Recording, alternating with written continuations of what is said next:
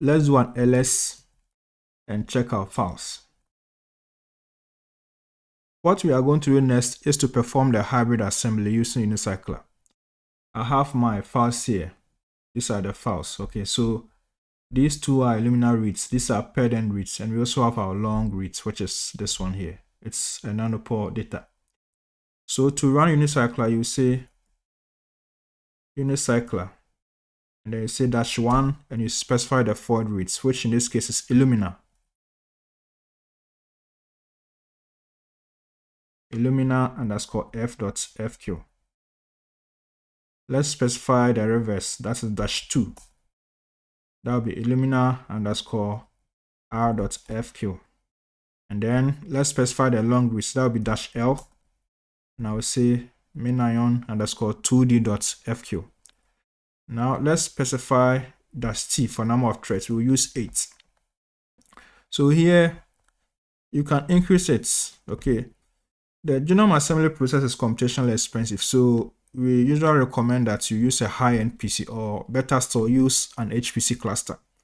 So if you have an HPC cluster, you can increase this number to whatever cores are available to you. Okay, so you can change it to 10, 20, 30, or whatever, but I'm using my normal laptop. That is why I'm leaving it at 8. Now let's also specify an output directory. So I'll say -O, I'll say unicycler underscore results. So now we can run this command.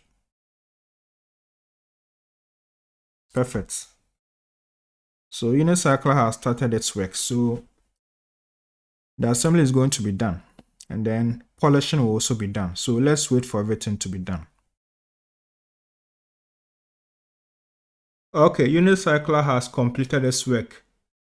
This assembly took about 1.5 hours. So in case you are using the 8 threads, then it's going to take about 1.5 hours. Now let's take a look at the output files.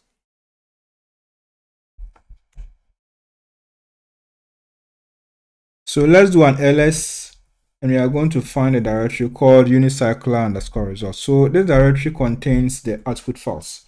So let's ls into it. So we say ls unicycler underscore results, and we will find the files there. A description of each of these files can be found on the unicycler GitHub page. So if you're on the page, just scroll down to the output file section. So just scroll down and then click this one, the output file. So click it, and then you'll be sent to the section which has information about the various files. So you can find them here. So that's what we have. Now with the data we used, it was an E. coli sequence data. Okay, so that means that we are dealing with a bacterial sequence. So if I deal with bacterial sequence, then after genome assembly, you can perform a number of activities. Okay, you can assess the assembly quality using tools like Quast. You can also perform genome annotation using tools like Proca, Rust, PGAP, etc. You can also visualize the results using tools like IGV and then Bandage. And you can also call variants using tools like Snippy. Now I've covered some tutorials on this activity that I have mentioned. Okay, so I will encourage you to check the description box. You'll find useful videos that will help you to perform these activities. I call these activities post genome assembly activities. So make sure to check the description box for those videos.